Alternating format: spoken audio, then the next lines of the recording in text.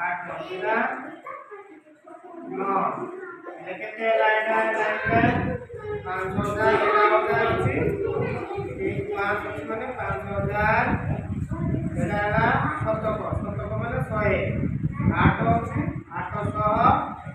এটা 10 আছে 10 মানে 8 টা 10 বা 80 এটা একক 9 8 98 ହେଲା ଓ 98 ମନେ କର ଆଉ କେତେ ଜାଣିବାରେ 87 ହେଲା ଆଉ କେତେ ଜାଣିବାର ଅଛି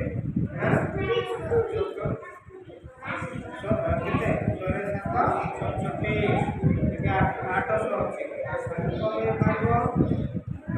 500 ଆଉ এটা আগে কমে পাবো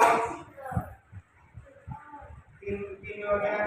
কেতে 1000 দরকার সেটি করিবা বুঝলা।